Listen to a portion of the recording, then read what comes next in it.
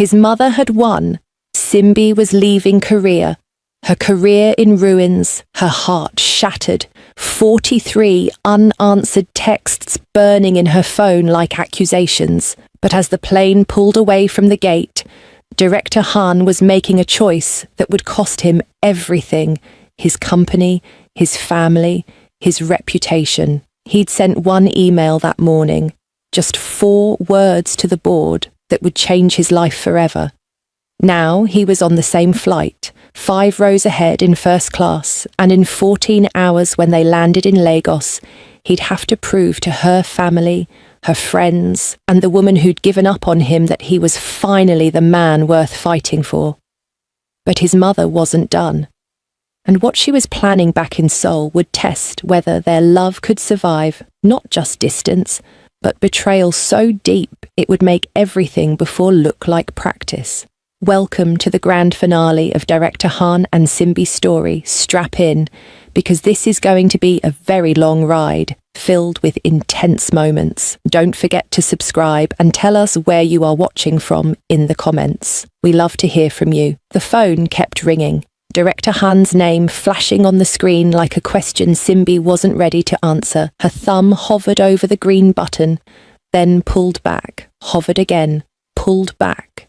The final boarding announcement echoed through Incheon Airport's terminal, sharp and urgent in 3 languages. Passengers for Flight 285 to Lagos. This is your final boarding call. The gate will close in 2 minutes. 2 minutes, 120 seconds to decide if she was brave enough to answer or smart enough to walk away. The ringing stopped. Simbi exhaled, something between relief and devastation washing over her. The decision had been made. She picked up her carry-on, turned toward the gate, and took 1 step, then another. Her gate pass scanned. The agent smiled politely. "Welcome aboard, Miss Simbi." She walked down the jet bridge, her heels clicking against the floor, each step taking her further from the man who'd asked her to leave, from the career she'd fought so hard to build, from the dreams she'd chased across continents. The flight attendant greeted her warmly.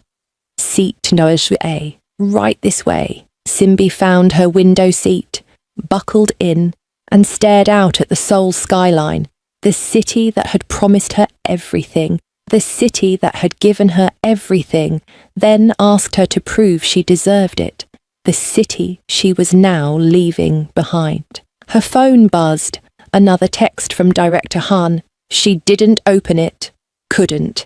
If she read his words now, she might break. And she'd done enough breaking.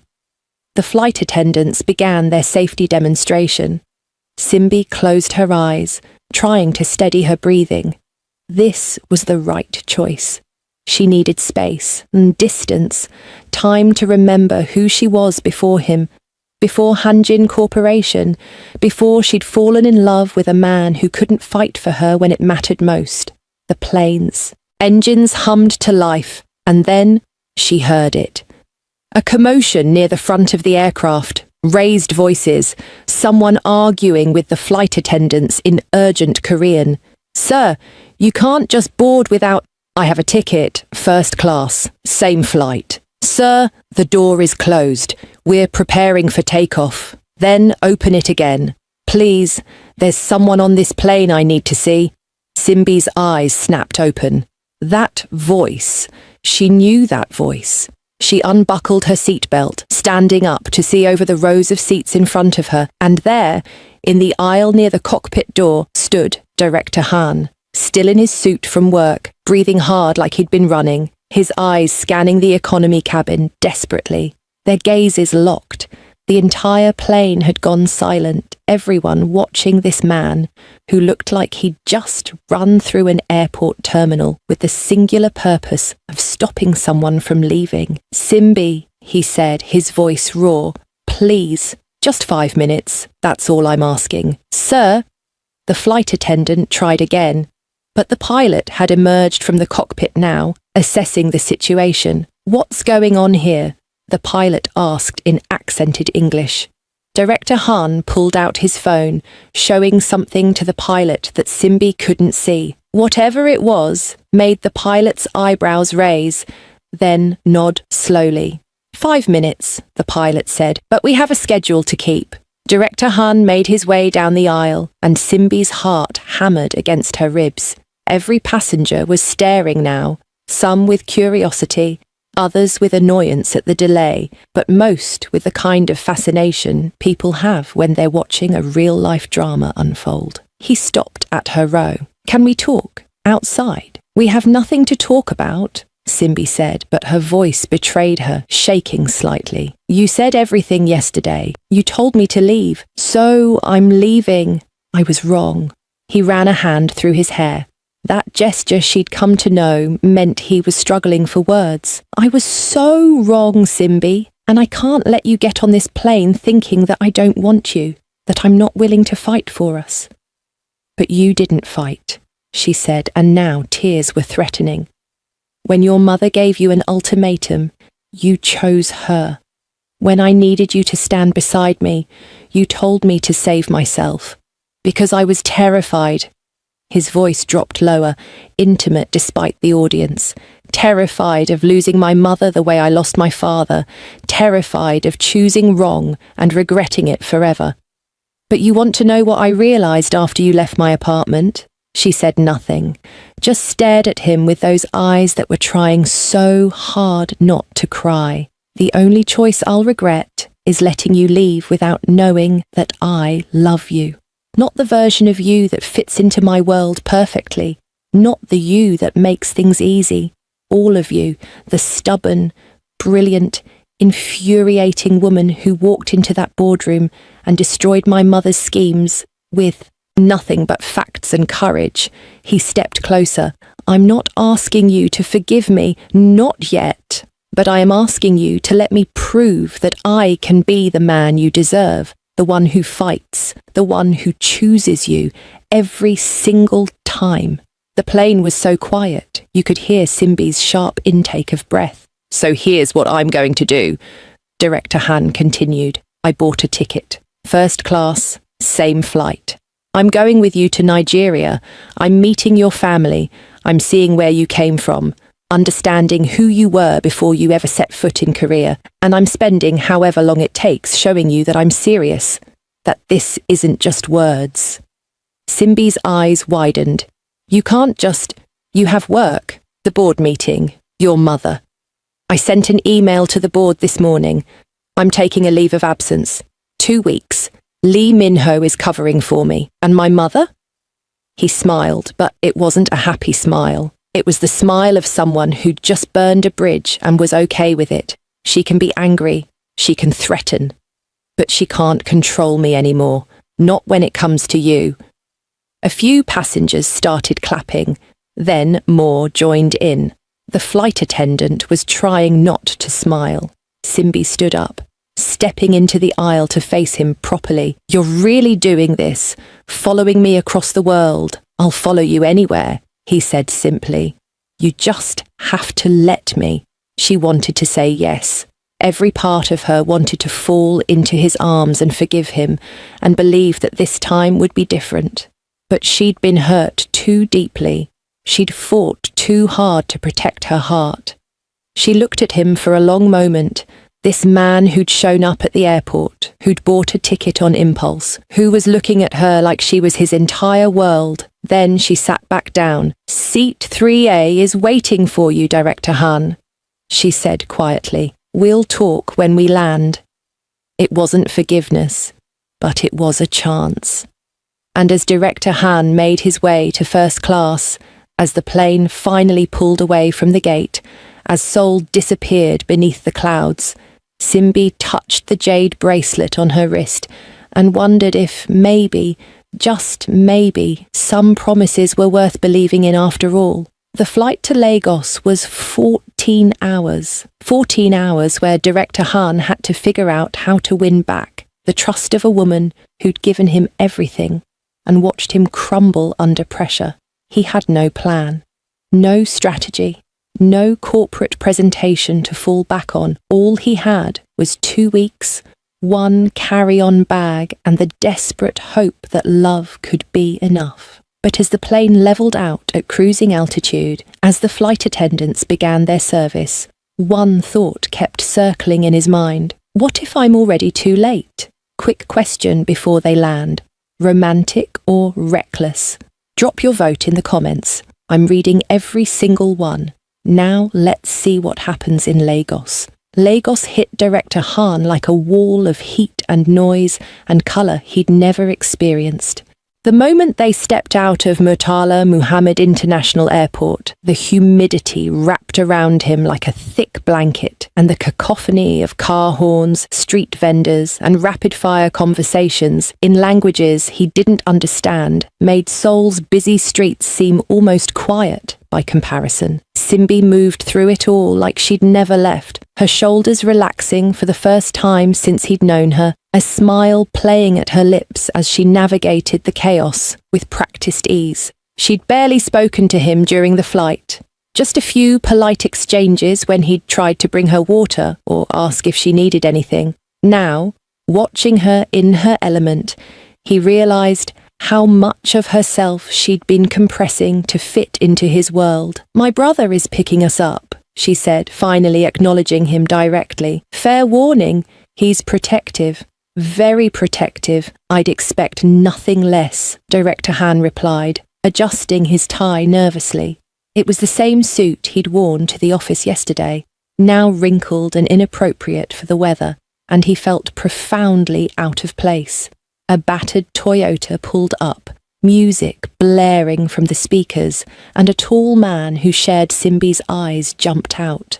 "Simbi!" His voice boomed as he swept her into a hug that lifted her off her feet. "Mama has been cooking since you called. The whole house smells like heaven." Then his eyes landed on Director Han, and the warmth evaporated instantly. "So, this is him, the man who made my sister cry so hard on the phone that Papa wanted to fly to Korea himself." "Chidi," Simbi warned, but there was affection in her voice. Director Han extended his hand. I know who you are." Chidi didn't take his hand. "Question is, what are you doing in my country?" "Trying to fix the biggest mistake I've ever made," Director Han said honestly, dropping his hand. "Your sister deserves better than how I treated her. I'm here to prove I can be better." Chidi studied him for a long moment, then grabbed Director Han's expensive leather carry-on and tossed it into the trunk with more force than necessary. "We'll see about that. Get in." The drive to Simbi's family home took over an hour through traffic that made Korean rush hour look organised. Director Han sat in the back, while Simbi and Chidi caught up in rapid Igbo, occasionally switching to English when they wanted him to understand something, mostly warnings. "He doesn't know anything about our culture. He's going to embarrass himself. Mama is going to eat him alive." Director Han stayed quiet, watching Lagos unfold through the window, street markets overflowing with colourful fabrics and fresh produce, children playing football in the streets, women balancing impossible loads on their heads while walking with perfect posture. Everything was alive in a way he hadn't expected, vibrant and chaotic and beautiful. They finally pulled up to a modest house in a residential area, and Director Han could see people gathered on the porch, Simbi's family, waiting. "Remember," Chidi said, turning to face Director Han, "these people raised a queen. You better act accordingly."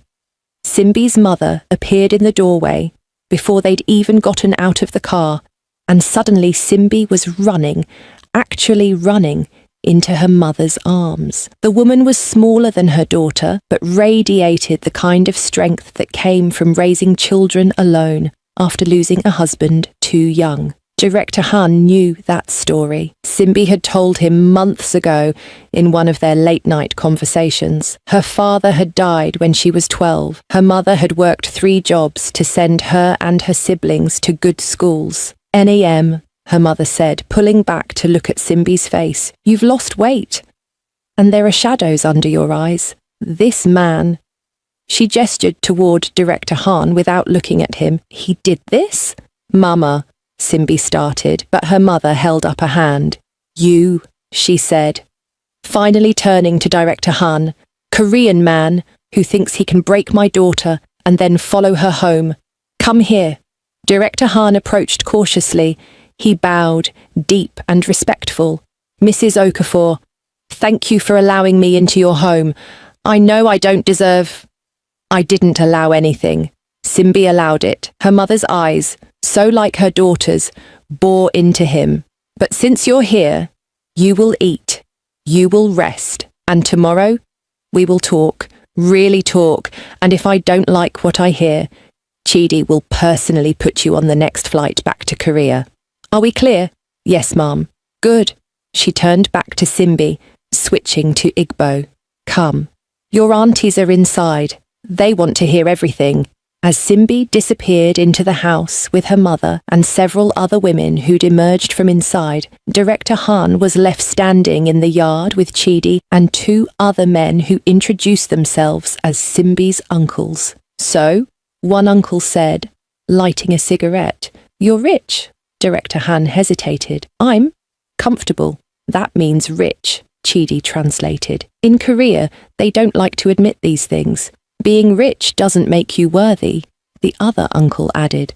"Our Simbi, she's special, smart like her mother, stubborn like her father, and proud, so proud. You hurt that pride." "I did," Director Han admitted, "and I'm here to fix it. Whatever it takes, whatever it takes." Chidi laughed. "You hear that, uncles?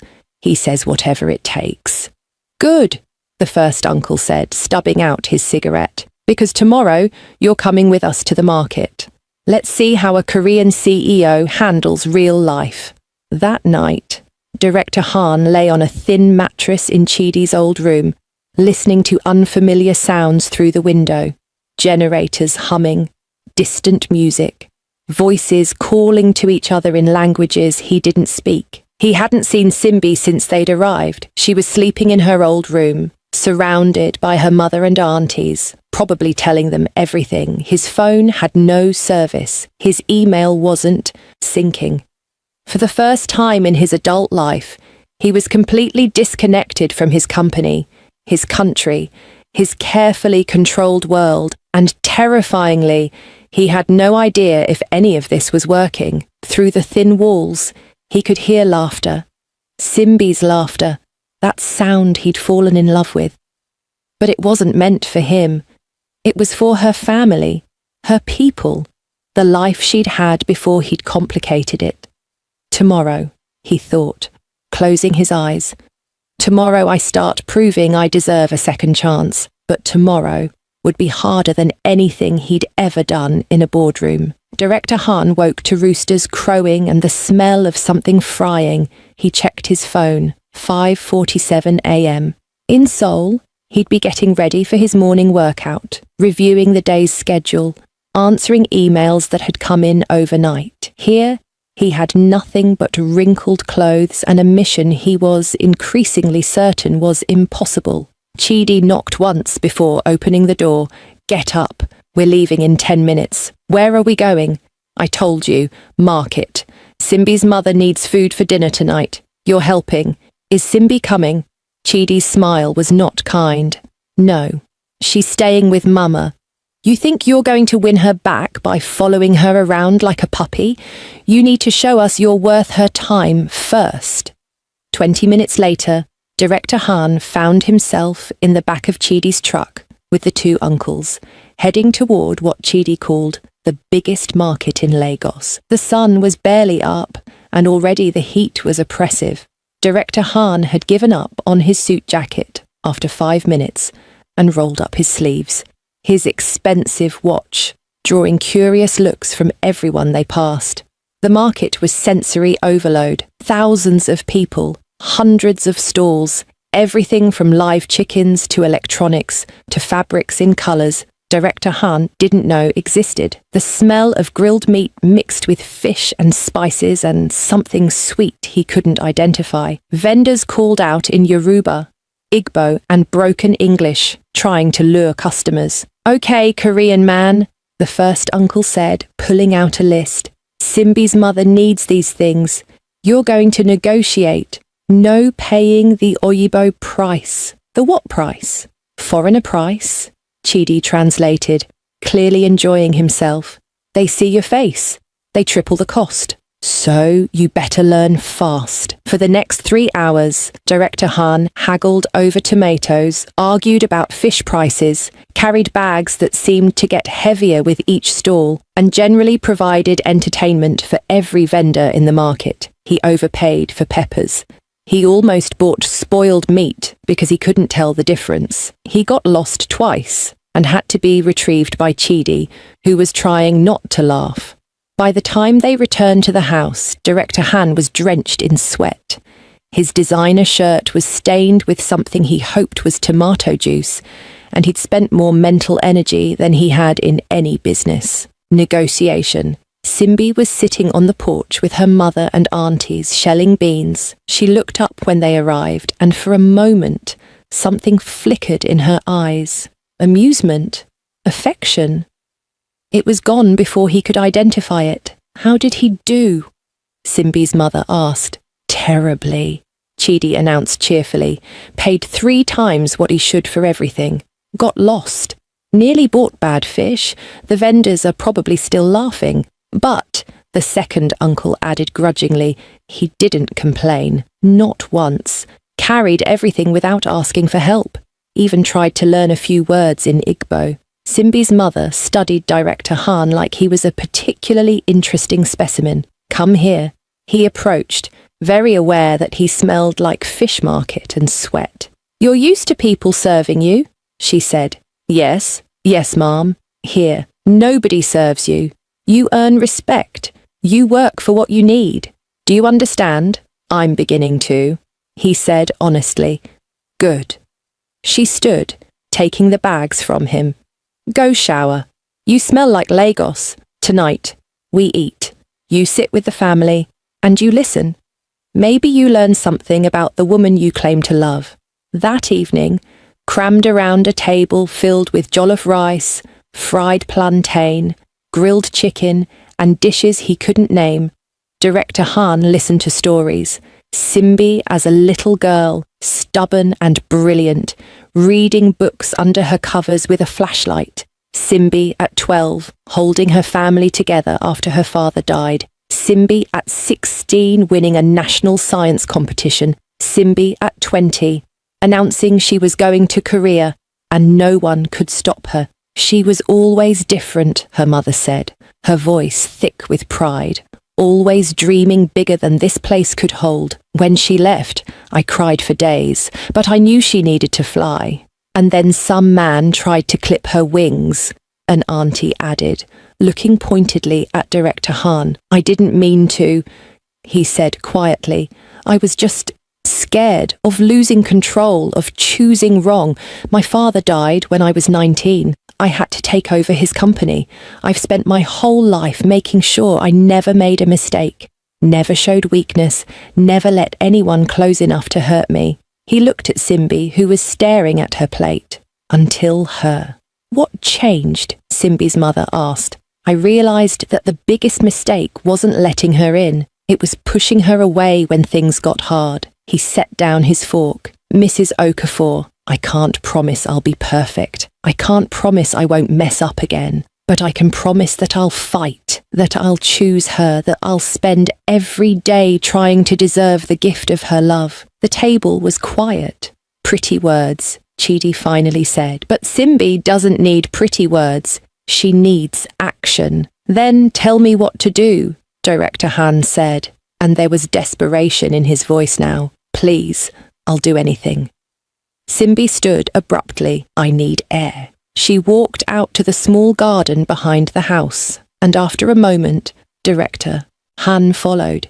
He found her standing under a mango tree, her arms wrapped around herself. I meant it, he said to her back.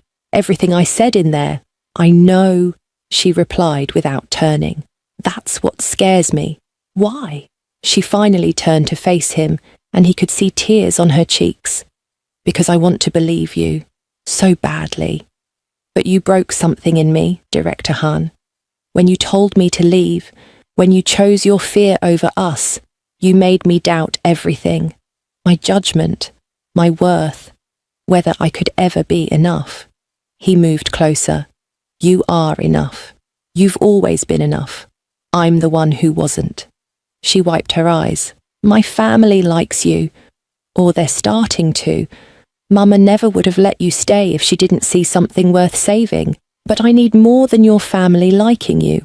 I need to know that when we go back to Korea, when your mother applies pressure again, when things get hard again, you won't crumble. So test me, he said, whatever you need, however long it takes. She looked at him for a long moment. My cousin is getting married in 3 days. Big traditional wedding. I'm expected to be there. To bring a guest. I'll go.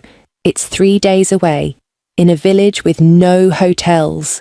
We'd have to stay with extended family, share a room, pretend to be a couple in front of hundreds of people who will judge every move you make. I'll go, he repeated, and I'll prove to everyone there and to you that I'm serious. She studied his face, searching for any hesitation. When she found none, she nodded slowly. Okay, but Director Han, one more mistake, one more moment where you choose fear over me, and we're done. Forever. Do you understand? I understand. She walked past him, back toward the house. 3 days. Don't make me regret this. As he watched her go, Director Han realized he'd just been given something precious and terrifying. One last chance. 3 days to prove himself in a world where he had no power, no control, no advantages. 3 days to win back the woman who'd become his entire world, and he had absolutely no idea how he was going to do it.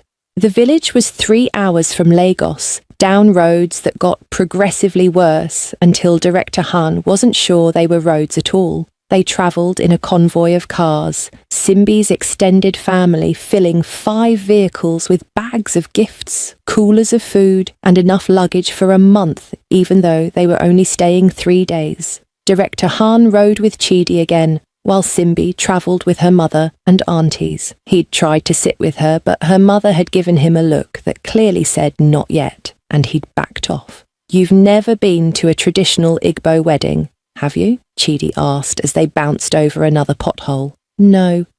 Then you're in for an experience, Chidi grinned. Tomorrow is the wine-carrying ceremony. Very important. The bride has to find her husband in a crowd while carrying a cup of palm wine. Very symbolic. What does the groom do? Waits, hopes she finds him. Hopes her family approves. Chidi glanced at him. Sound familiar? Director Han said nothing. They arrived at the family compound as the sun was setting, and Director Han was immediately overwhelmed by the number of people. Aunties, uncles, cousins, neighbours, children running everywhere. The compound was a collection of small houses around a central courtyard where preparations were already underway for tomorrow's celebration. You, Simbi's mother called to Director Han, you're staying in the men's quarters with Chidi and the uncles. Simbi stays with the women. Of course, Director Han said, ignoring Chidi's smirk. That night, while the women prepared for the wedding, Director Han sat with the men around a fire, drinking palm wine that was stronger than anything he'd ever tasted in Korea. The uncles interrogated him good-naturedly, asking about Korea, about his work, about his intentions with Simbi. But one older man, someone Simbi had introduced as Papa Ike, her grandfather's best friend, was quieter. He just watched Director Han with ancient, knowing eyes. Finally, when the others had moved on to telling stories and laughing, Papa Ike spoke. You remind me of someone. Who? Simbi's father. He too was afraid of not being enough. He worked 3 jobs to give his family everything, and it killed him. Worked himself to death by 45. Papa Ike took a long drink. Love isn't about being perfect, it's about being present. You understand the difference. I'm trying to. Good. Because that girl, she doesn't need perfect. She needs real. Show her real. The next day, The wedding festivities began at dawn. The compound transformed into an explosion of colour. Women in elaborate gowns made of traditional fabrics, men in embroidered shirts, music from massive speakers, the smell of jollof rice and goat meat and fried plantains filling the air. Director Han had been given traditional attire to wear, a flowing outfit that felt foreign but comfortable in the heat. Simbi saw him, and her eyes widened slightly before she looked away, but not before he caught the hint of appreciation on her face. The ceremony was beautiful and overwhelming, the wine carrying, where the bride danced through the crowd with a cup, teasing her husband before finally presenting it to him. The breaking of kola nut, the prayers in Igbo. Everything was so different from Korean weddings, which were formal and brief. This was celebration and community and joy that lasted for hours. At one point, they pulled Simbi up to dance, and Director Han watched as she moved to the music with her cousins, her whole body loose and free in a way he'd never seen in Korea. This was who she was when she didn't have to be anything else, when she didn't have to prove anything, when she was just Simbi, daughter of her people, home. Later, as the sun began to set and the party continued, Simbi found him sitting alone under a tree watching the celebration from a distance. "Why aren't you dancing?" she asked. "I don't know how." She sat beside him, close but not touching. "You could learn. I could mess it up." She laughed softly. "You're terrified of looking foolish, even here, thousands of miles from anyone who knows you as Director Han. You're afraid of not being in control." He turned to look at her. "You're right. My whole life has been about control, about being perfect, about never showing weakness. But you know what I realized watching you today?" "What?" "I don't want to be that person anymore. I don't want to be the man who's so afraid of making mistakes that he pushes away the best thing that ever happened to him." He stood, extending his hand. "Teach me." "What?" "To dance, to let go, to be the kind of man who doesn't care about looking foolish if it means making you smile." She stared at his hand like it was a trap. "Director Han, my name is Jinwoo. Use it. Please, I'm not your boss here. I'm not Director Han. I'm just a man who loves you and is begging you to give him another chance." Slowly she took his hand. They walked back to where people were dancing, and for the next hour, Director Han made an absolute fool of himself. He had no rhythm. He couldn't follow the music. He stepped on her toes twice. But he laughed, really laughed, in a way his assistant Lee Min-ho would have found shocking. And Simbi laughed with him, her defences lowering inch by inch. That night, after the celebration wound down, after people had retreated to various houses to sleep off the palm wine and exhaustion, Director Han found Simbi sitting on the porch of the women's quarters, looking up at stars that seemed impossibly bright compared to Seoul's light pollution. "Can I sit?" he asked. She nodded. They sat in silence for a while, listening to night sounds, crickets, distant music, someone's baby crying. "I understand now," he said finally. "Why you fought so hard to stay in Korea? Why it hurt so much when I told you to leave? Because this," he gestured to the compound, the village, the stars. "This is everything. This is home and family and where you come from. And you were willing to leave all of it for a dream, for a chance at something bigger. And I almost made you feel like that choice was wrong. You did make me feel that way," she said quietly. "You made me feel like I had to choose between my dream and being loved, like I couldn't have both. You can have both. You deserve both." He turned to face her. "Simbi, I can't take back what I said. I can't undo the hurt, but I can promise you that if you give me another chance, I will spend every day making sure you know that you never have to choose, that you can have your career and your love and your family and your dreams, all of it." Pretty words again, she whispered, but her voice was softer now. Then, let me prove it with action. He pulled out his phone. Despite having no service, he'd prepared something.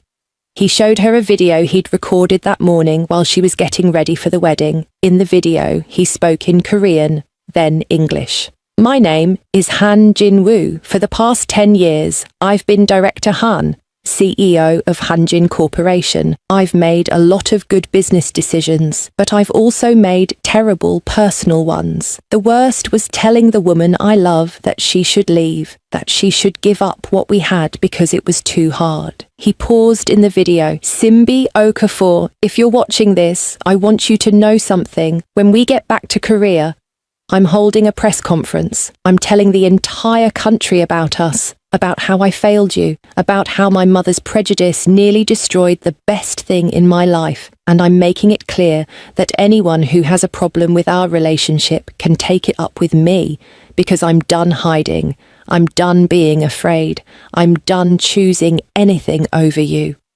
The video ended. Simbi stared at the phone, then at him. You can't do that.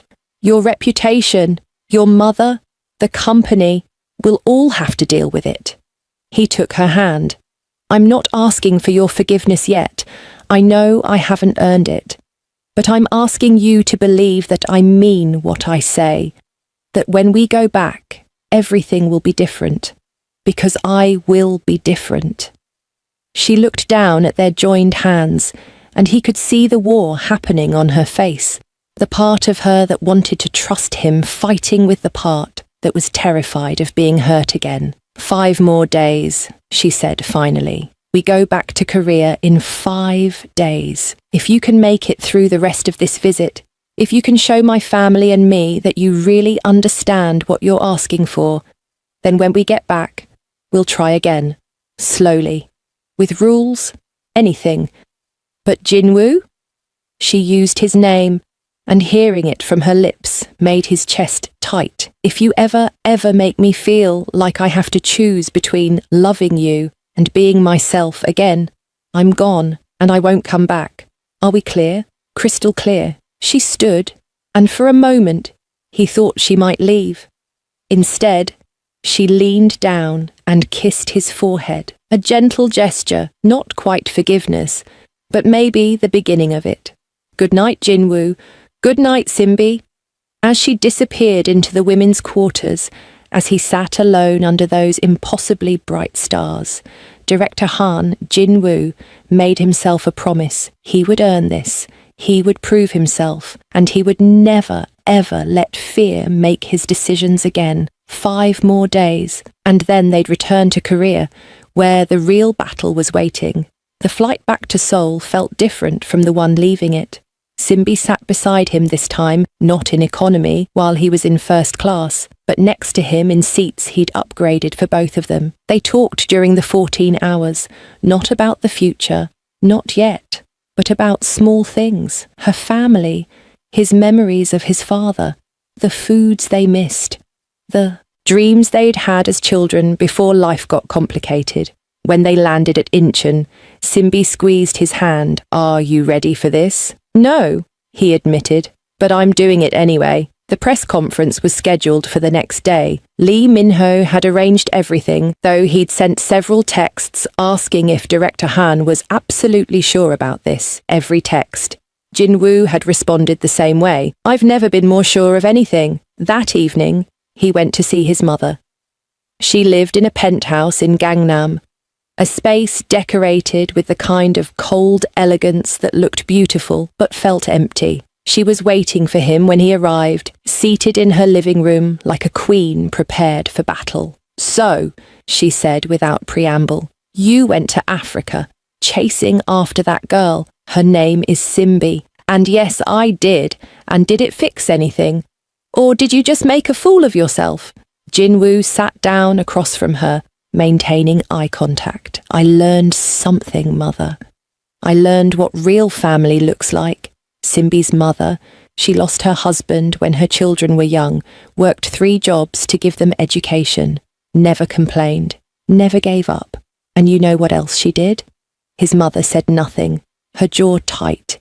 She welcomed me into her home, fed me, let me earn her trust, treated me with more grace than I deserved, because that's what love does. It extends grace.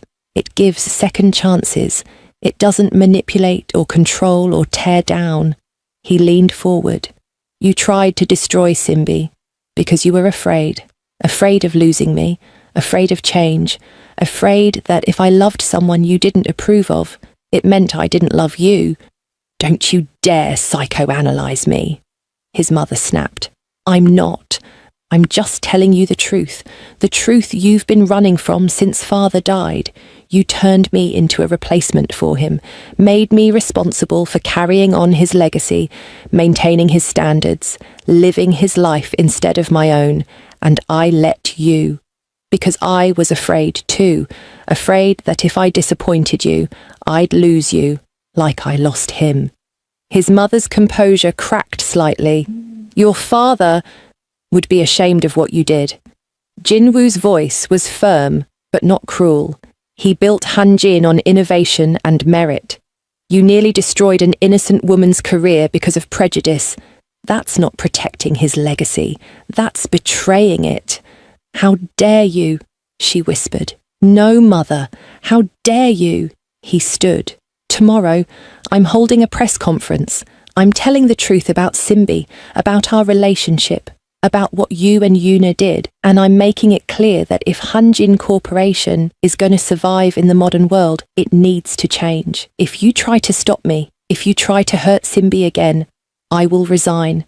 I will start my own company, and I will take every innovative mind at Hanjin with me. You wouldn't. Try me. He walked towards the door, then paused. I love you, mother. I always will. But I'm done choosing your comfort over doing what's right. If you want to be part of my life, you need to accept Simbi, not tolerate her, accept her, respect her, welcome her, because she's not going anywhere. He left without waiting for a response. The next day, the press conference room was packed. Journalists from every major Korean outlet, cameras everywhere. The board had tried to stop it, but Jinwoo had made it clear they could either support him or accept his resignation. Given his track record and the recent policy changes that were already improving company morale, they'd reluctantly agreed to let him speak. Simbi sat in the front row, flanked by Lee Minho and, surprisingly, his grandmother. The old woman had shown up unannounced that morning, taken one look at Simbi and said, I'm sitting with you. No one argues with grandmother. Jinwoo stepped up to the microphone. His hands weren't shaking. His voice was steady. For the first time in his life, he wasn't performing. He was just being honest. Good afternoon. My name is Han Jinwoo, CEO of Hanjin Corporation. I've called this press conference to address recent speculation about my personal life and to make several important announcements. The room went silent. First, I want to introduce you to someone. Miss Simbi Okafor. Would you please stand? Simbi stood, her head high despite every camera turning toward her. This is Simbi Okafor, our new Director of International Expansion. She's brilliant, innovative, and has already improved our international recruitment by 30% in just 8 months. She's also the woman I love. We are in a relationship. And before anyone asks, yes, she had to work twice as hard as anyone else to prove she deserved her position, because people assumed she was getting special treatment. She wasn't. If anything, I was harder on her than anyone else because I was afraid of appearing biased. Reporters started shouting questions, but Jinwoo held up a hand. I'm not finished. Several weeks ago, there was an incident involving fabricated evidence meant to damage Miss Okafor's reputation. That evidence was created by a former employee in collaboration with a member of Hanjin's board. Both have been dealt with according to company policy and, in one case, legal action. But I take responsibility for allowing a culture where such behaviour was possible. He paused, looking directly at the cameras. I also want to address something personal. My mother, Mrs. Han Soo-jin used her position to try to end my relationship with Miss Okafor. She did this out of fear, not malice, but the impact was the same. Simbi suffered professionally and personally because of decisions made by people who should have known better, including me. A murmur went through the crowd. I made mistakes. I let fear control my decisions. I prioritized my mother's approval over defending the woman I love. I told Simbi to leave rather than fighting for our relationship, and I'm here today to say publicly what I should have said privately weeks ago. I was wrong, completely, utterly wrong, and I'm sorry. He looked at Simbi. Her eyes were glistening. Simbi Okafor came to Korea with nothing but her skills and her dreams. She earned every opportunity she received. She handled discrimination and scrutiny with grace I don't possess, and she taught me that real strength isn't about never showing weakness. It's about standing up for what's right, even when it's terrifying. The room was completely silent now. So here's what's going to happen. Hanjin Corporation is implementing new policies to prevent what happened to Simbi from happening to anyone else. We're creating an independent oversight committee for workplace relationships. We're funding scholarships for international talent. And we're making it clear that discrimination of any kind will not be tolerated. He took a breath. As for my mother, she will be taking a leave of absence from the board, not as punishment, but because she needs time to decide if she can support these changes, and if she can accept that her son is in love with a brilliant woman from Nigeria. And that's not something to be ashamed of. It's something to celebrate. A reporter raised her hand. Mr. Han, what if your mother doesn't accept your relationship? Then she'll miss out on knowing one of the most extraordinary people I've ever met. But that's her choice to make. I've made mine. Another reporter. And Miss Okafor, how do you respond to critics who say you're only successful because of your relationship with the CEO? Jinwoo opened his mouth to respond, but Simbi stood. May I? He nodded, stepping aside. Simbi approached the microphone. My name is Simbi Okafor. I'm 29 years old. I have a master's degree in computer engineering. I've increased international contracts at Hanjin by 30%. I've streamlined our development process and saved the company approximately 50 million won in the past quarter alone. Her voice was steady. Powerful. I fell in love with Director Han. Yes. But that love didn't build my skills. It didn't earn my degrees. It didn't create my work ethic. I did that. So, to critics who question my success, I say this. Review my performance metrics, examine my project outcomes, speak to my team members, and then try to tell me I didn't earn my place. The room erupted in questions, but Simbi wasn't finished. As for Director Han's mother, I don't hate her. I understand her fear. Change is scary. Watching your child choose a path you didn't expect is scary. But fear doesn't justify cruelty, and I hope, in time, Mrs. Han will realize that I'm not taking her son away. I'm just asking to stand beside him. She looked at Jinwoo. And he's asked to stand beside me. That's what partnership looks like. Equal, supportive, brave. She stepped back from the microphone, and the room exploded with questions. But Jinwoo only had eyes for Simbi.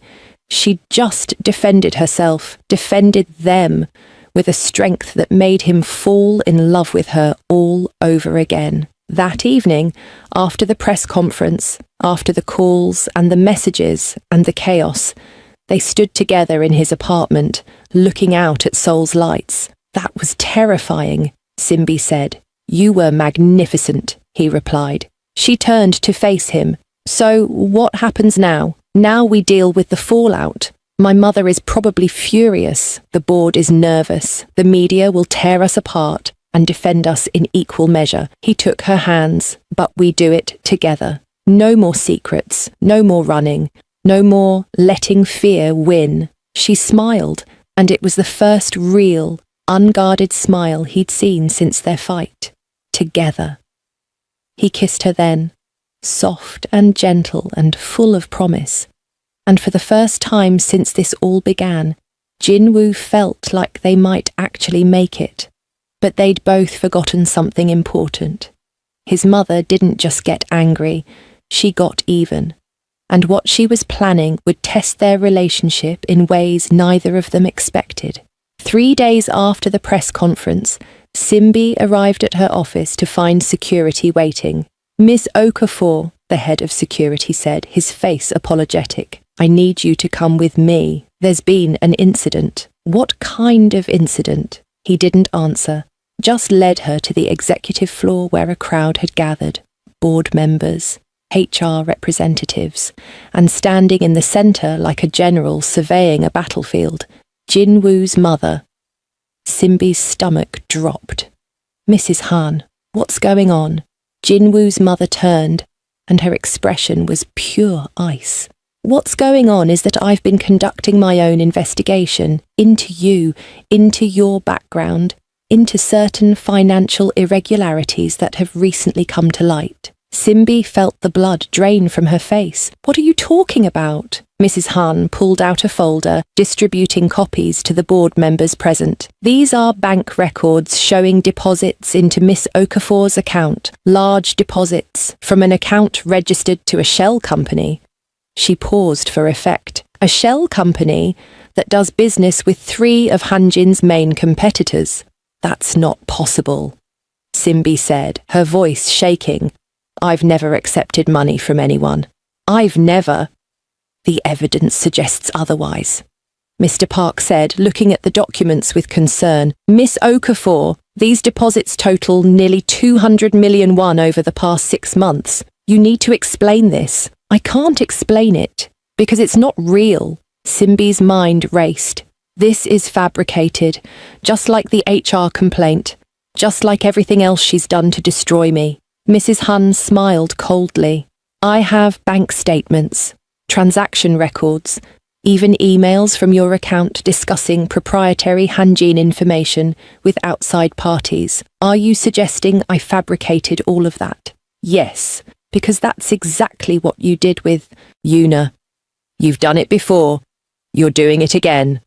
The difference, Mrs. Han said, walking closer, is that this time I have evidence that will hold up in court. I've already contacted the prosecutor's office. They're very interested in corporate espionage cases. Simbi felt the walls closing in. Where's Jinwoo? Does he know about this? My son is in an emergency board meeting, discussing whether to terminate your employment immediately or wait for the legal process to conclude. Mrs. Han's voice was pleasant, conversational, which made it all the more terrifying. I gave him a choice. You or his company, his legacy, everything his father built. Let's see what he chooses this time. You're lying, Simbi said, but her voice cracked. He wouldn't he? Mrs. Han tilted her head. He's already sacrificed so much for you. His relationship with his family, his reputation, the board's trust. How much more do you think he can lose before he realizes you're not worth it? Before Simbi could respond, Jinwoo's voice cut through the crowd. Mother! What the hell is this? He pushed through the gathered employees, his face dark with fury. What have you done? I've protected this company, Mrs. Han said calmly. Something you've been too blinded by infatuation to do properly. Jinwoo looked at the documents, his expression growing more horrified with each page. These are forgeries. Are they? Then explain the bank records. Explain the emails sent from her company account. Because you planted them, Jinwoo's voice rose. Just like you planted evidence before. Just like you've been sabotaging Simbi from the beginning. Prove it, his mother said simply. You have your press conference claiming I'm prejudiced and controlling. I have documented evidence of corporate espionage. Which story do you think the prosecutor will believe? Jinwoo looked at Simbi, and she saw something in his eyes that terrified her. Doubt. Just for a second, just a flicker. But it was there. He was wondering if maybe, possibly, there was something he didn't know, and that flicker of doubt broke something inside her. "You believe her," Simbi said quietly. "Even after everything, some part of you is wondering if she might be right." "No, Simbi, I can see it in your face." She stepped back. "You stood up at that press conference, you said beautiful words, but when it really matters, when your mother puts your company on one side and me on the other, you hesitate. That's not fair." "Fair?" She laughed, but it was bitter. "Nothing about this has been fair. I came to this country with dreams. I worked harder than anyone. I earned everything I have, and your mother has spent months trying to destroy me because she can't stand that you love someone she didn't choose." Mrs. Han spoke up. "If you're innocent, then a proper investigation will clear you, unless you have something to hide." "I have nothing to hide," Simbi said, turning to face her. "But you and I both know that's not how this works. You've set this up so that even if I'm cleared, the suspicion remains, the whispers, the doubt. You're not trying to prove I'm guilty. You're trying to make sure that even if I stay, my life here is hell." "Then perhaps you should leave," Mrs. Han said softly. "Go back to Nigeria, back to your family. Save yourself this pain." The room went silent, everyone watching this battle between two women who both loved the same man in different ways. "No," Simbi said finally, "I'm not running. You want to destroy me? You're going to have to do it while looking me in the eye. I'll cooperate with your investigation. I'll prove every single allegation is false. And when I do, when I clear my name again, you're going to have to admit that your problem isn't my character or my qualifications. It's my skin colour, my nationality, the fact that I don't fit your narrow definition of who your son should love." Mrs. Han's expression remained impassive. "We'll see." Jinwoo stepped between them. "Mother, this ends now.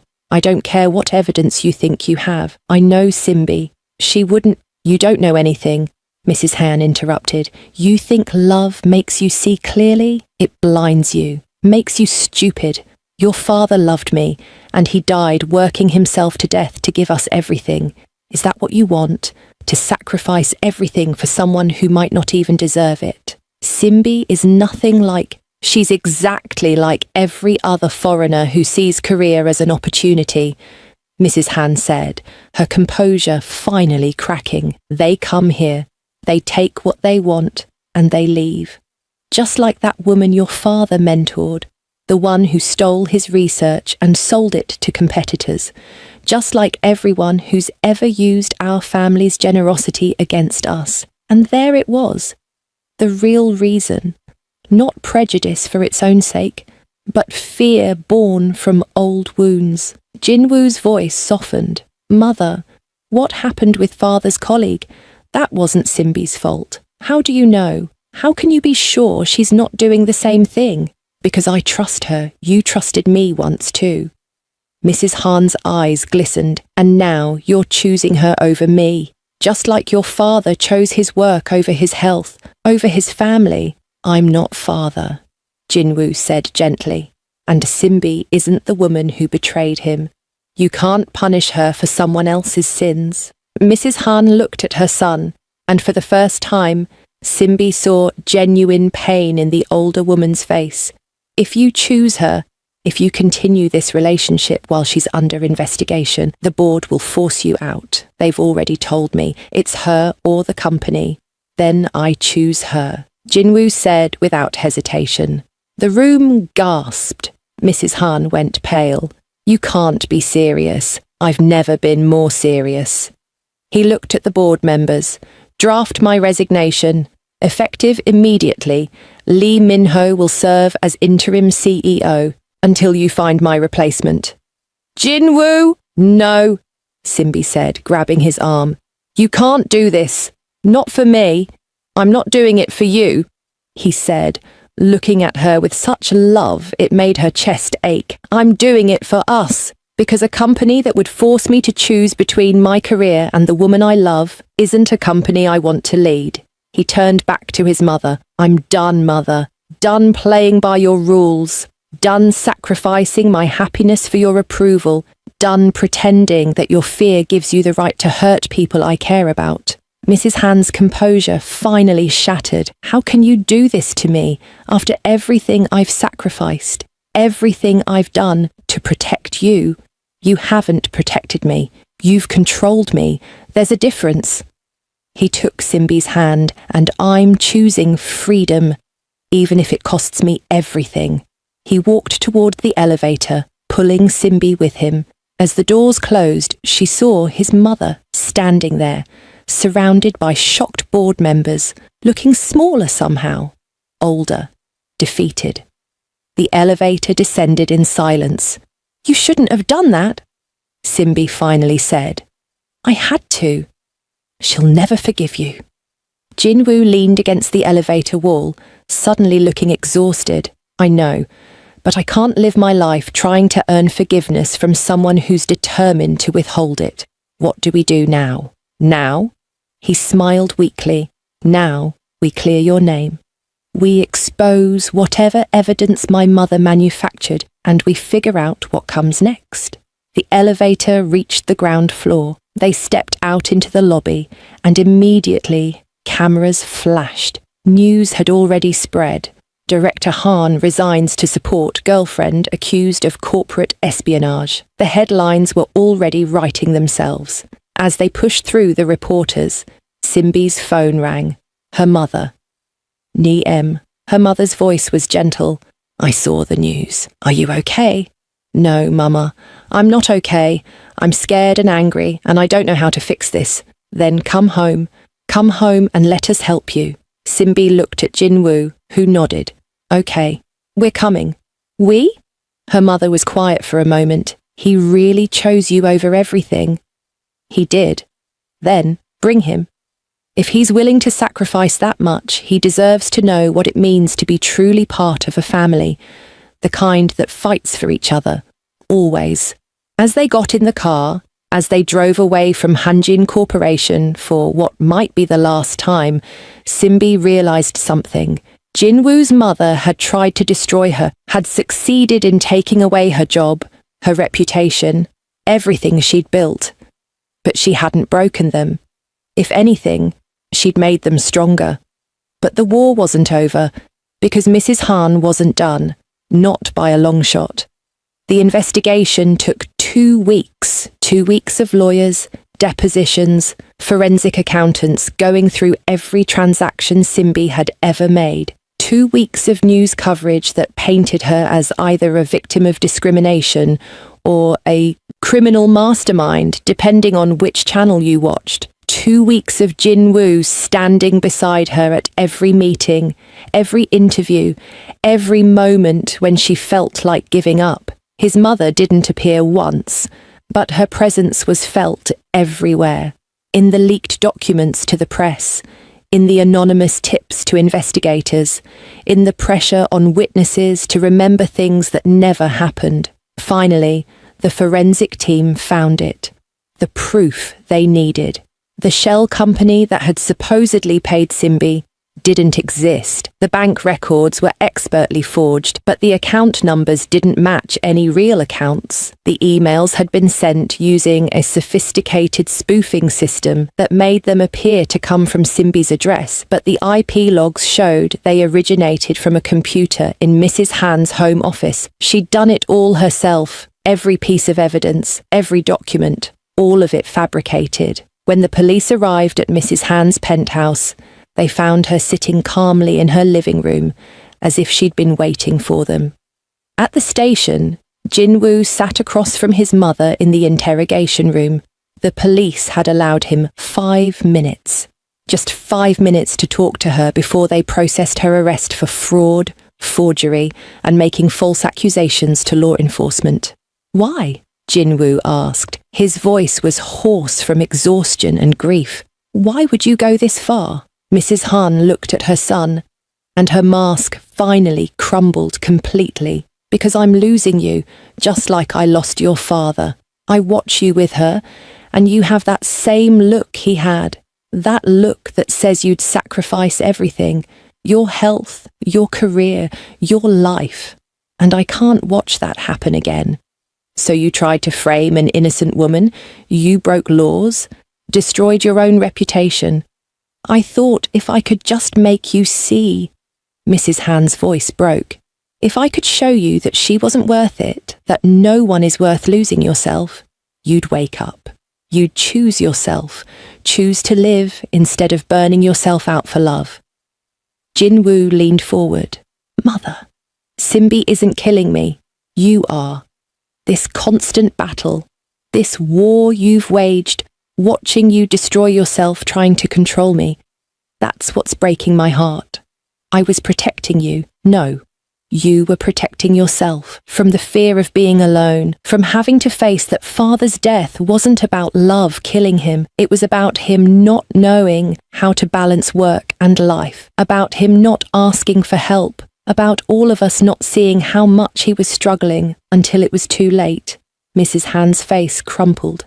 Every day since he died, I've been terrified that I'd lose you too, that I'd wake up and you'd be gone. And when you met that girl, when I saw how you looked at her, I saw your father. I saw history repeating, and I panicked, so you tried to drive her away. I tried to save you. You almost lost me instead, Jinwoo said quietly. If you'd succeeded in destroying Simbi, if you'd managed to drive her out of my life, I would have forgiven you eventually, but I would never have trusted you again, never have let you close. You would have saved me from love, only to lose me to resentment. Mrs. Han wiped tears from her face, her makeup smearing. What have I done? You've broken laws, hurt innocent people, and destroyed the relationship you were trying to preserve. Jinwoo stood. The prosecutor is offering a deal. If you admit to everything, make a public apology, and commit to therapy, they'll reduce charges to misdemeanor level, probation instead of jail time. And if I refuse, then you'll go to trial. The evidence against you is overwhelming. You'll lose, and you'll go to prison. Is that really what you want? What I want is my son back. Then stop fighting the woman who makes him happy, because Mother, I love you. I always will, but I love her too, and I can't keep choosing between you. He walked to the door, then paused. The lawyer will be here in an hour. Think about what I said. 3 days later, Mrs. Han held her own press conference. It was nothing like Jinwoo's. There were no cameras from major outlets, no packed room, just a small gathering of journalists who specialized in business news and a written statement that her lawyer read while she stood beside him, looking smaller than Jinwoo had ever seen her. The statement admitted to everything, the fabricated evidence, the harassment, the coordination with Yuna. It apologized to Simbi, to Hanjin Corporation, to everyone who had been affected by her actions. But what people would remember most was the end, when Mrs. Han took the microphone herself. I did these things because I was afraid, she said, her voice shaking, afraid of losing my son the way I lost my husband, afraid of change, afraid that if I wasn't in control, everything would fall apart. She looked directly at the camera. Simbi Okafor, if you're watching, I am deeply sorry. You came to our country with dreams and worked hard to achieve them. And I tried to destroy you not because of who you are, but because of my own fear and prejudice. You deserved better. My son deserved better. And I hope someday and somehow I can earn your forgiveness. But I understand if that day never comes. Does she deserve forgiveness? Comment, forgive, or no mercy. This one's controversial, and I want to see you battle it out below. Back to the courtroom, she stepped back from the microphone and her lawyer led her away. The charges would be formally filed tomorrow, the sentencing hearing in 3 weeks. Simbi watched the press conference from Jinwoo's apartment. When it ended, she turned off the TV and sat in silence. Jinwoo came out from the kitchen with tea. What are you thinking?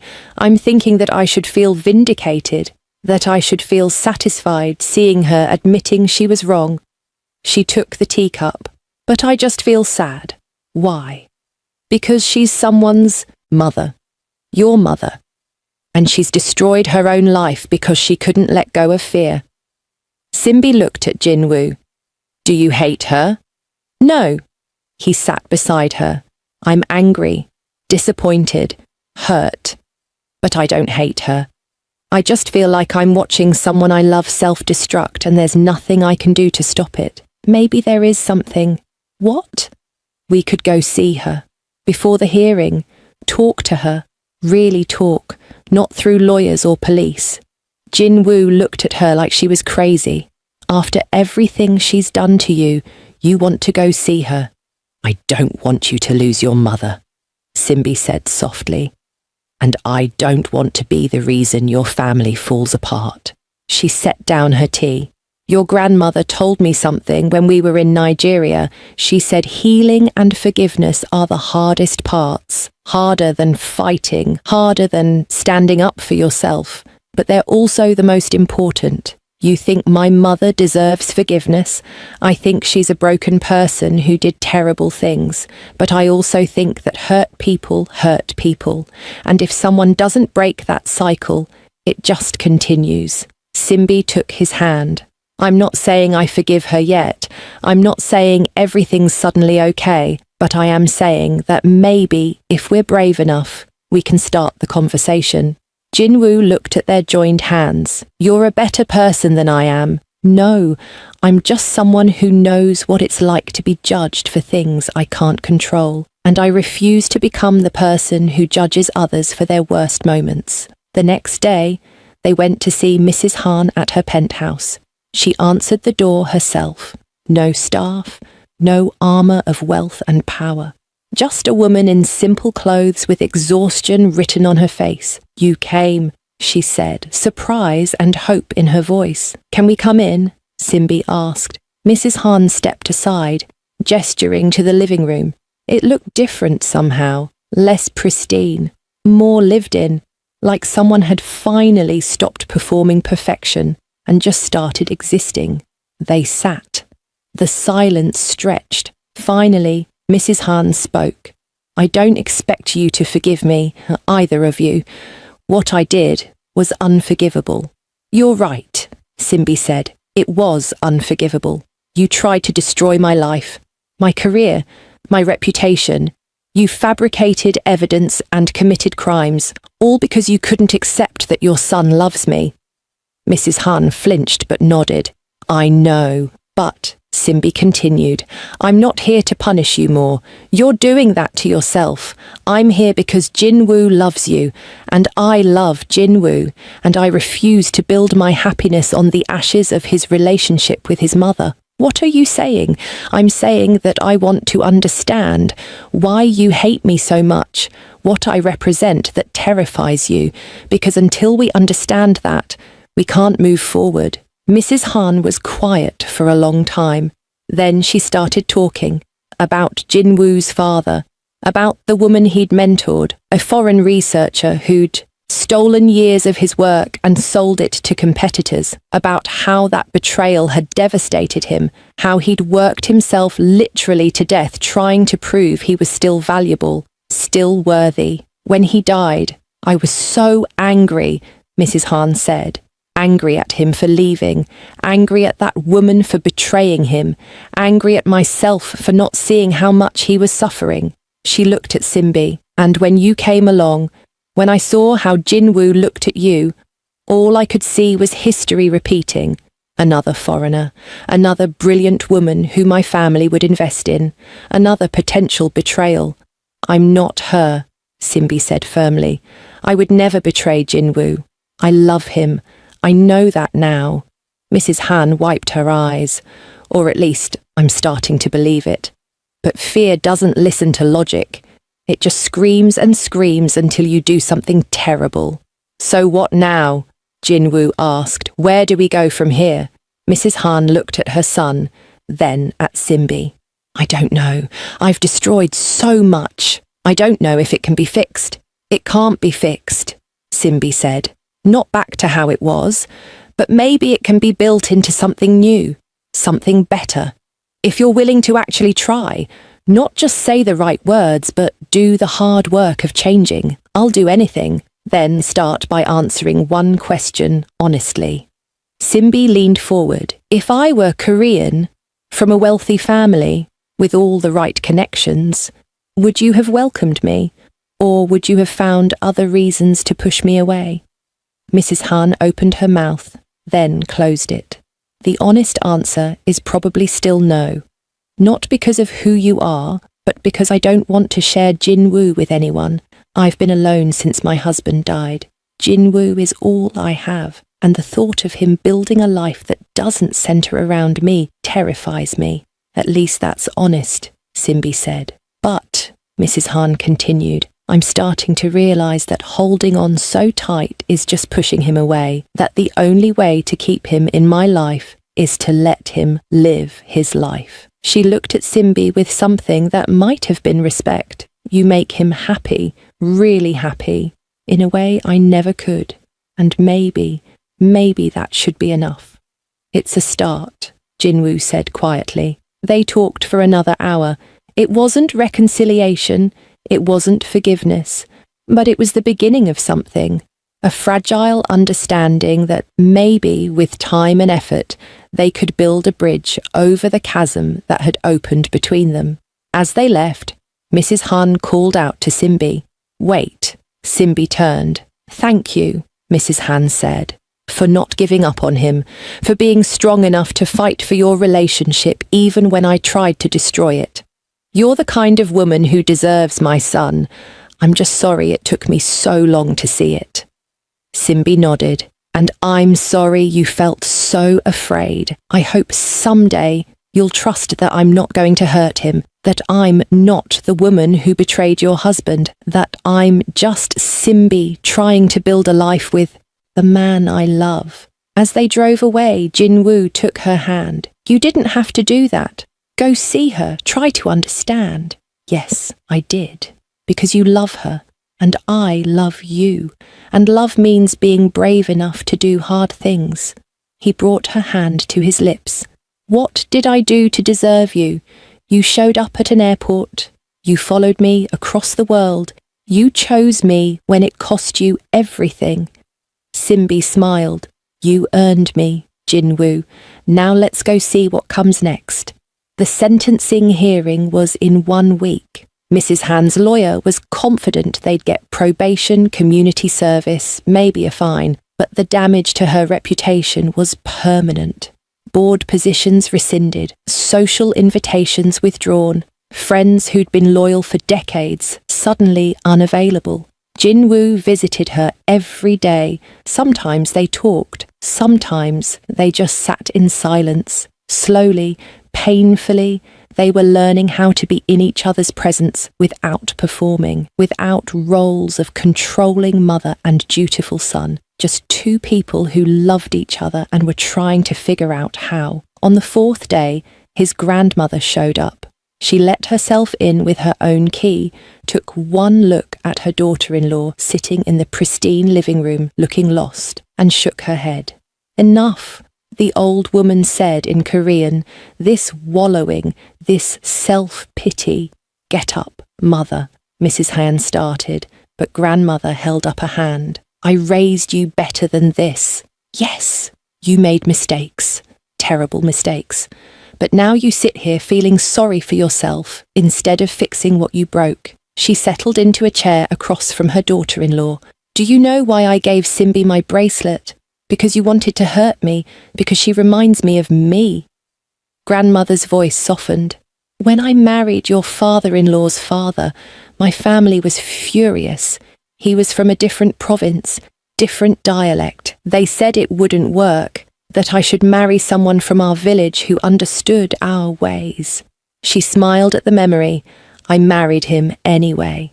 And for the first 5 years, his mother made my life hell. Criticised everything I did, told him I wasn't good enough, tried to drive us apart.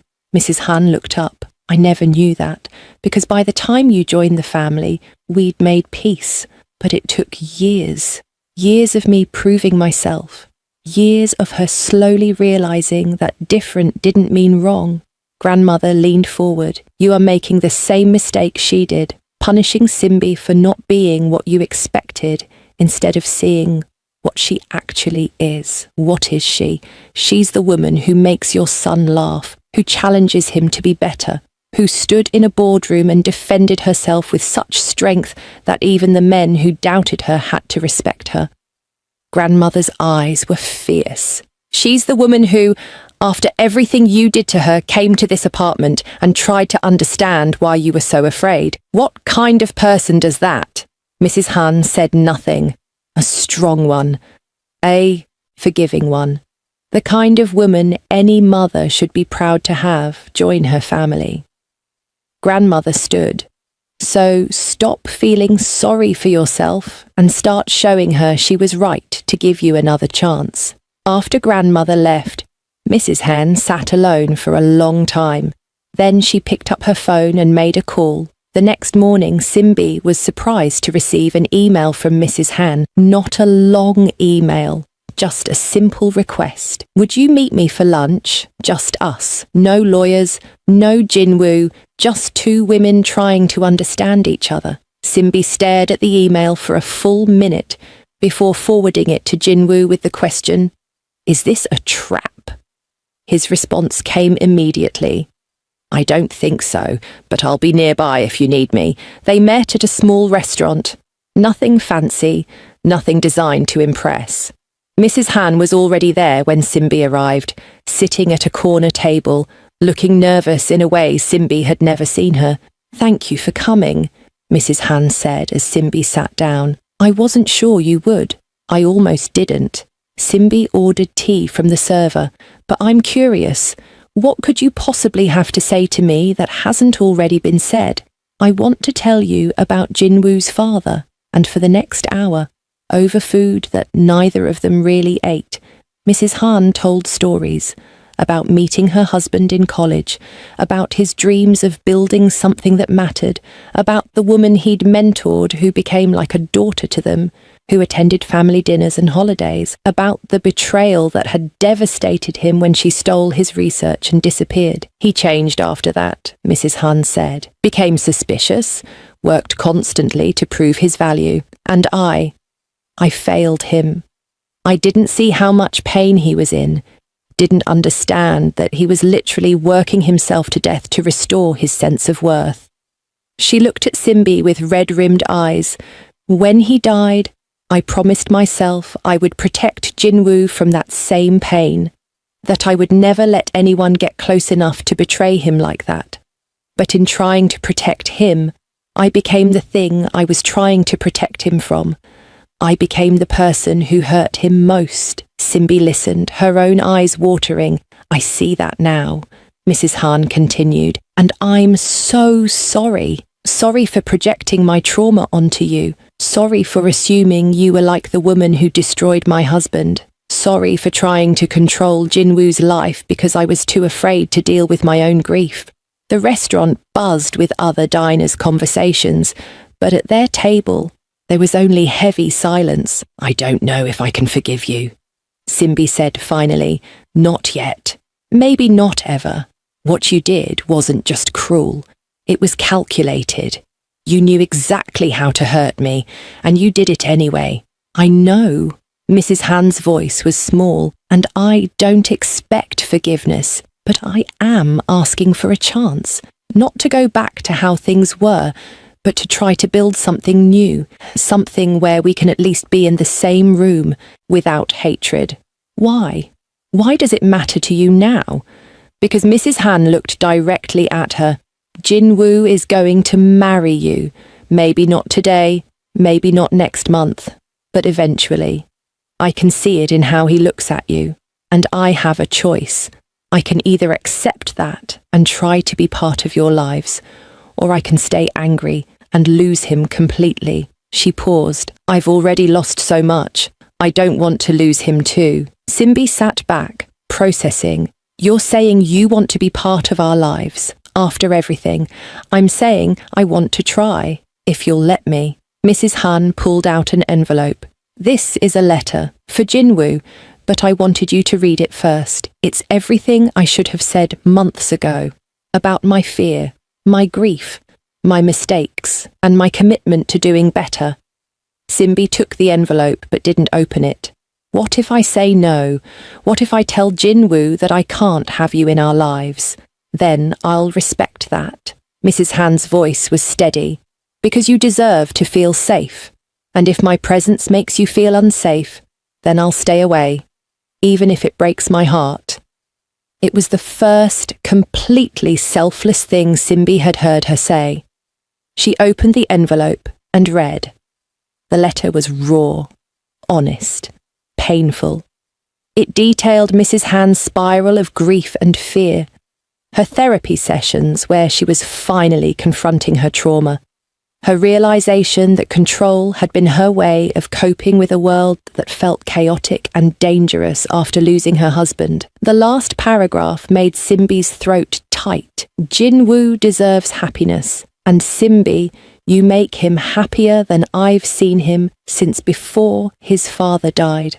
I was so focused on protecting him from potential pain that I couldn't see I was causing him actual pain.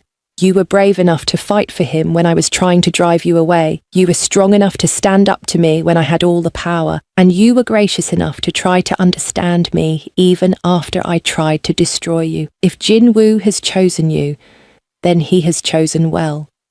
Better than I ever could have chosen for him. I hope someday I can be worthy of being part of the family you're building together. Simbi folded the letter carefully and put it back in the envelope. I need to think about this, about whether I can trust you enough to let you back into our lives. I understand. But, Simbi continued, I appreciate you being honest, finally, about the fear, about the grief, about why you did what you did. It doesn't excuse it, but it helps me understand. That's all I can ask for. They stood to leave, and at the door, Mrs. Han turned back. Simbi? Yes. You're stronger than I ever was. I want you to know that. When I was your age, when people criticised me or questioned me, I broke.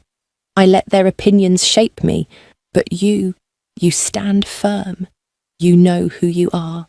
And that's admirable. It was the first real compliment Mrs. Han had ever given her. As Simbi walked away from the restaurant, her phone buzzed. Jinwoo, how did it go? She replied, progress. Slow, painful progress. Meet me at home. We need to talk about what comes next. Because she'd made a decision, one that would either heal this fractured family or break it beyond repair. But it was a risk she was willing to take. For Jinwoo, for their future. And maybe, just maybe, for the broken woman who was finally starting to see clearly. The sentencing hearing arrived with all the weight of a reckoning. The courtroom was packed with media, curious onlookers, and a few board members from Hanjin who'd come to witness the fall of the woman who'd once commanded such respect and fear. Jinwoo sat in the front row. Beside him, to everyone's shock, was Simbi, and beside Simbi, holding her hand, was grandmother.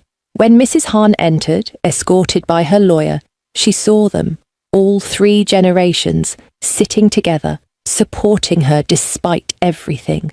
Her eyes filled with tears. The prosecutor presented the case, the evidence of fraud, forgery, false accusations. It was damning, thorough, undeniable. Mrs. Han's lawyer didn't contest any of it. They'd already worked out a plea agreement. But before the judge could pronounce sentence, Simbi stood.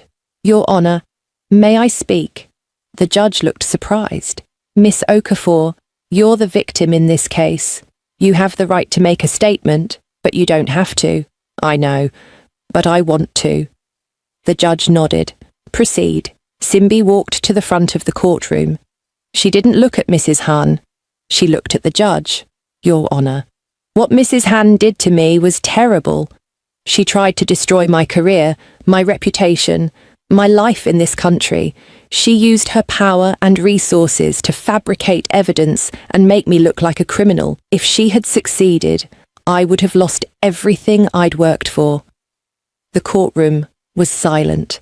But, Simbi continued, I've spent the past few weeks trying to understand why, not to excuse it, but to understand it. And what I've learned is that Mrs. Han is a woman who's been carrying grief and trauma for years, who watched her husband work himself to death after being betrayed, who became so terrified of history repeating itself that she became the villain in her own son's story. She finally looked at Mrs. Han. She made terrible choices, but they came from a place of love twisted by fear, and while that doesn't excuse what she did, it does explain it. She paused. Your Honor, I'm not asking for leniency because I've forgiven her. I haven't, not completely. But I am asking for a sentence that focuses on rehabilitation rather than punishment, therapy, community service, mandated counselling to address the trauma that led to this behaviour, because destroying her life won't undo what she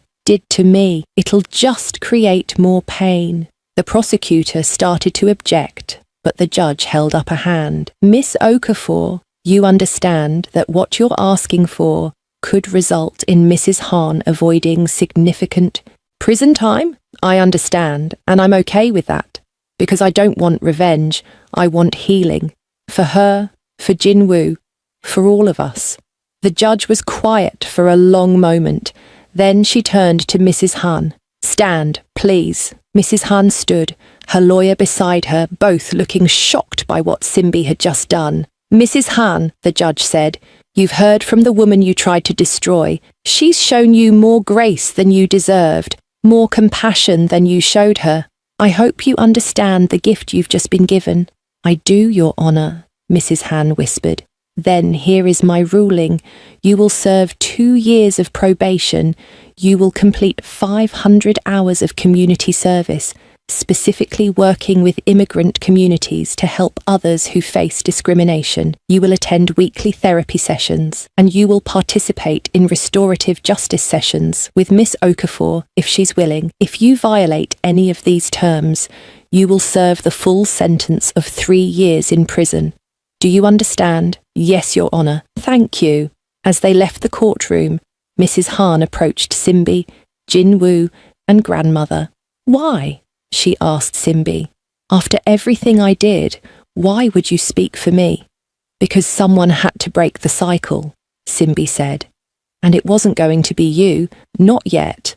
You're still learning how. Mrs. Han's composure finally shattered completely.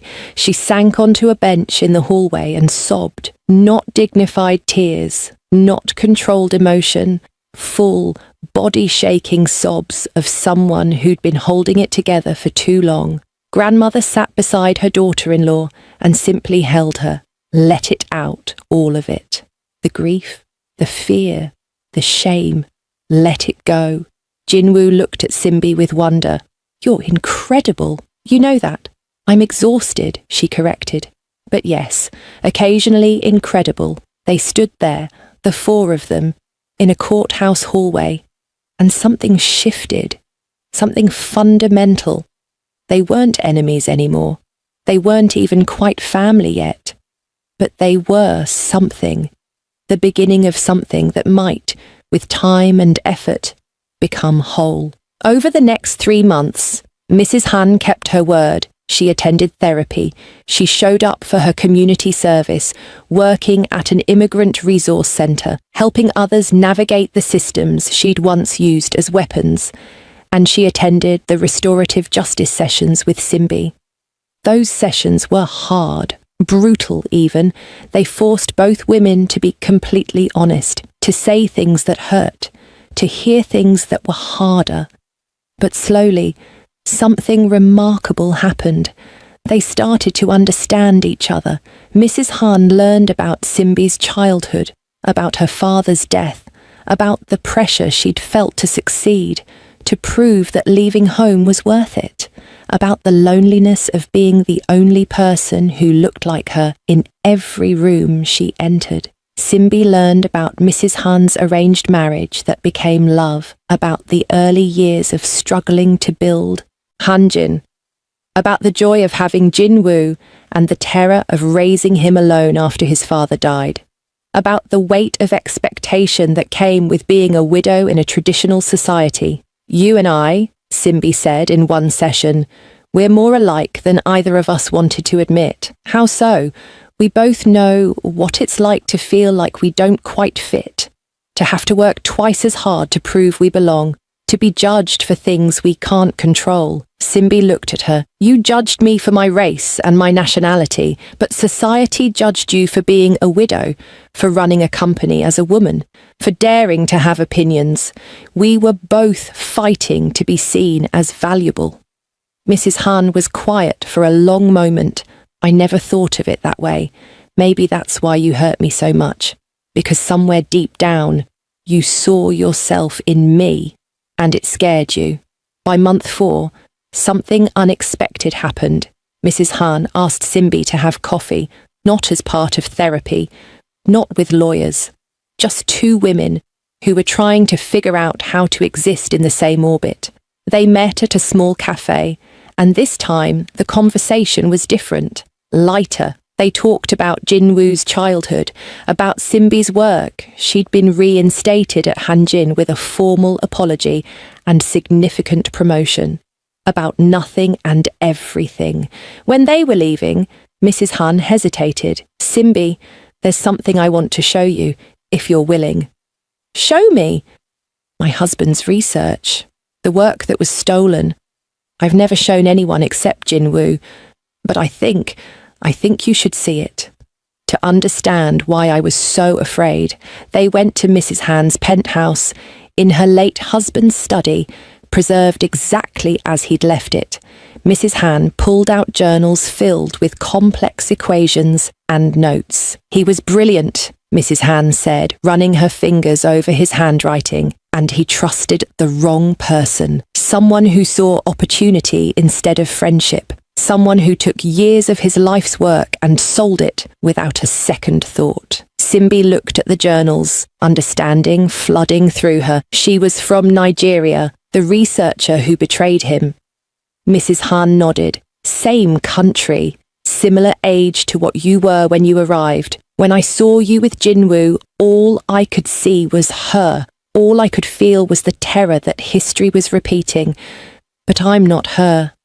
I know that now." Mrs. Han closed the journal carefully. "I'm so sorry it took me so long to see you as yourself, instead of as a ghost from my past." They stood in that study, surrounded by the work of a dead man, and something finally healed. Not completely, not perfectly, but enough. Enough for Mrs. Han to say, "I want to be better, for Jinwoo, for you, for myself," and enough for Simbi to say, "Then let's help each other." 6 months after the sentencing hearing, Hanjin Corporation held its annual gala, the same event where Simbi had once silenced a room with her Korean speech. But this year, everything was different. Jinwoo had been reinstated as CEO after the board realized that losing him meant losing their most innovative minds. Simbi had been promoted to Vice President of International Operations, reporting directly to the board, not to Jinwoo, ensuring complete independence. And Mrs. Han, to everyone's shock, was attending, not as a board member, not as a power player, just as the CEO's mother, nothing more. Simbi stood in front of her mirror, adjusting the dress she'd chosen for tonight. It was bold, vibrant, unapologetically her. No more trying to blend in, no more shrinking herself to make others comfortable. A knock at her door. Jinwoo stood there in a tuxedo, and her breath caught the way it always did when she saw him. "Ready?" he asked, almost. She picked up a small box from her dresser. "I have something for you first. Simbi, you didn't have to. Just open it." Inside was a simple silver band. Engraved on the inside in Korean and English were the words, "You fought for me." Jinwoo's eyes filled with tears. "Is this?" "It's a promise ring. Not an engagement ring, not yet. But a promise that we're in this together, that we fought through hell and came out stronger." She slipped it onto his finger. "That I love you. All of you. Even the parts you tried to hide." He pulled her close, kissing her with all the love and gratitude and relief of someone who'd almost lost everything and found it again. They arrived at the gala together, hand in hand, and this time there were no whispers, no questioning looks, just acknowledgement, respect, and from some, genuine warmth. Simbi's speech that night wasn't about defending herself. It was about the future, about the international partnerships she'd been building, about the diversity initiatives that were already showing results, about making Hanjin a place where talent mattered more than connections. When she finished, the applause was thunderous, but the moment that mattered most came later, during dinner. Mrs. Han approached their table, and the conversation around them hushed. "May I sit?" she asked. Simbi looked at Jinwoo, who nodded. She gestured to an empty chair. "Please." Mrs. Han sat, and for a moment, no one spoke. Then she pulled out a small wrapped box, sliding it across the table to Simbi. "What is this?" "Open it." Inside was a bracelet. Not jade this time, but silver, with delicate charms. A small house representing family, a book for education, a plane for dreams, and in the centre, 2 interlocking circles. "It's beautiful," Simbi said, her voice catching. "I had it made. Each charm represents something about you, your strength, your intelligence, your courage, your connection to Jinwoo." Mrs. Han's voice was steady but emotional. "The old bracelet, the jade one from my mother-in-law, that was about tradition, about passing down legacy. But this one, this is about creating something new, about honouring who you actually are, not who I thought you should be." Simbi's eyes filled with tears. "I know I can never undo the pain I caused," Mrs. Han continued. "I know that saying sorry isn't enough, but I want you to know that I see you now, really see you, and I'm grateful. Grateful that you didn't give up on Jinwoo. Grateful that you didn't give up on the possibility that even someone like me could change. Grateful that you taught me what real strength looks like. If this moment got you emotional, drop your reactions. And what do you have to say to Simbi for being the ultimate queen? Now for the ending you've been waiting for." "Thank you," Simbi whispered. "This means more than you know." Mrs. Han stood, but before she could leave, Simbi caught her hand. "Stay. Have dinner with us, please." Mrs. Han's eyes widened. "Are you sure?" "I'm sure." And so Mrs. Han sat, and they had dinner together. The 3 of them, laughing and talking and slowly becoming what they'd never been before. Family. Not perfect, not without scars, but real. Later that evening, as the gala wound down, Jinwoo pulled Simbi onto the dance floor. "Dance with me," he said, "like we did at your cousin's wedding, like we're the only 2 people in the world." They swayed together to music that was too formal, too structured, but they made it their own. And as they danced, Jinwoo whispered in her ear, "I was thinking about something." "What?" "What you said, about the promise ring being not yet." She pulled back to look at him. "Jinwoo, I'm not asking tonight, not here, but soon." He smiled. "I want to marry you, Simbi Okafor. I want to build a life with you. I want children who are as stubborn as you and as foolish as me. I want to grow old together, arguing about whose turn it is to cook and teaching our grandchildren about the time we fought the world to be together." She was crying now, not caring that her makeup was running. "Yes, I didn't ask yet. I don't care. Yes. Whenever you ask, the answer is yes." He kissed her there on the dance floor, in front of everyone who'd doubted them, everyone who'd tried to tear them apart, everyone who'd finally learned to accept them. When they broke apart, Simbi saw Mrs. Han standing at the edge of the crowd, tears streaming down her face, but she was smiling, really smiling. And when their eyes met, she mouthed 2 words, "Thank you." Simbi nodded. "You're welcome." because she understood now. This wasn't just about her and Jinwoo, it was about breaking cycles, about proving that love could win even when everything was stacked against it, about showing that forgiveness was possible even for the deepest wounds. 3 months later, Jinwoo proposed, officially, not at a gala, not in front of cameras, but on the rooftop where his grandmother had first told him that Simbi was special, where he'd fallen in love with her all over again every time they sat under the stars. He got down on one knee, and this time there was a ring, a diamond set in a band that incorporated both Korean and Nigerian design elements. Simbi Okafor, he said, "Will you marry me? Will you let me spend the rest of my life proving that I'm worthy of you?" She pulled him up, laughing through tears. "You already proved that. But yes, 1,000 times yes." The wedding was 6 months later, a beautiful blend of Korean and Nigerian traditions. Simbi's family flew in from Lagos, filling the venue with music and laughter and life. Mrs. Han, who'd spent months learning about Igbo culture, gave a speech that brought everyone to tears. "When I first met Simbi," she said, "I saw a threat, someone who would take my son away, someone I didn't understand." She paused. "But my son taught me something.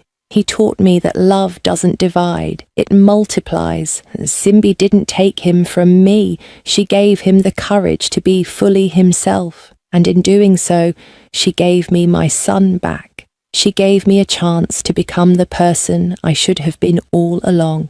She looked at Simbi with genuine love. "Welcome to our family, daughter. We are better because you're here." Simbi and Jinwoo danced their first dance as husband and wife, surrounded by everyone who mattered. Minji and Lee Minho, who'd been quietly dating for months. Chidi, who'd grudgingly admitted that maybe the Korean CEO was good enough for his sister. Grandmother, who'd been right all along. And Mrs. Han, who'd travelled further than anyone to get to this moment. As the night wound down, as guests departed and the venue emptied, Simbi and Jinwoo stood alone on the balcony, looking out at Seoul's lights. "We made it," she said. "We did." He pulled her close. "Through everything. We made it. So what happens now? Now?" He kissed her forehead. "Now we live. We build our careers. We travel. We fight sometimes and make up. We create a family that breaks every rule about how families are supposed to look. We prove that love is worth fighting for, but that the best battles end in peace, not victory. I love you," she said. "I love you more. Not possible. Want to bet?" They stood there, playfully arguing, wrapped in each other's arms, and anyone watching would have seen what they'd become. Not a CEO and his employee, not a Korean man and an African woman, not a story about overcoming prejudice, though it was that too. They were just two people who'd fought for love and won. Not because it was easy, but because they refused to give up. Not because they were perfect, but because they were perfect for each other. And that, in the end, was the only thing that mattered. The city lights twinkled below them like promises. Promises of tomorrow, promises of challenges they'd face together, promises of a love that had been tested and proven true. Simbi rested her head on Jinwoo's shoulder, touching the silver bracelet Mrs. Han had given her, now worn alongside her wedding ring. "Are you happy?" he asked. She smiled. That brilliant smile that had first captured his heart in a glass office what felt like a lifetime ago. "I'm home," she said, finally, completely home, and in the city that had once felt impossible, in the country that had tested every part of her, in the arms of the man who'd learned how to fight for her. Simbi Okafor had found exactly what she'd been searching for all along. Not just a dream achieved, not just a career built, not just love found, but a place where she belonged, completely, wholly, undeniably. Home. The end. Their story is complete. Simbi and director Han's journey from love at first sight, through betrayal and doubt, across continents, and finally to healing and forever. Comment Simbi1 if this story hit different. Which part destroyed you emotionally? Tell me below. Subscribe for more stories like this. Thank you for being here.